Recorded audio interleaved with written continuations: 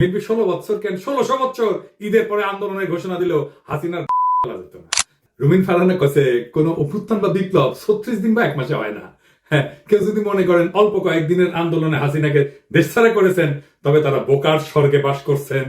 শেখ হাসিনার পালানো বিএনপির 16 বছরের আন্দোলনের ফসল গণবিস্ফোরণে শেখ হাসিনা পলায় গেছে। আন্দোলনকারী বিএনপি করেছে, ঈদের পরে আন্দোলন আর কেউ করেনি। হ্যাঁ, গুম আর খুন হয়েছে খালি বিএনপি কর্মী, দেশ ছাড়া হয়েছে খালি বিএনপির কর্মী। আমরা খায় না খায় অ্যাক্টিভিজম করলাম, আমরা তো বিএনপি করি না, গল্লিকো খাই না। সমাজ কি তাইলে আমাদের মেনে নেবে? বিএনপির আন্দোলন তো দেখেছেন, দেখেন নাই? গত 10টা বছর 10টা জনসভা করতে পারেন নাই। ঈদের পর আন্দোলন করতে করতে শুনতে শুনতে কান পয়সা খুলে পড়েছে। প্রাণ ভয় পুলিশের আক্রমণে দাঁড়াইতে পারে নাই, নিজেরা আবার স্বীকার করেছে। খালেদা জিয়ার বাড়ির সামনে 2টা বালির ট্রাক সরাইতে পারে নাই, আবার আসিছে আন্দোলনে ক্রেডিট নিতে। বিএনপি 16 বছর কেন 1600 বছর ঈদের পরে আন্দোলনের ঘোষণা দিল, হাসিনার যেত না।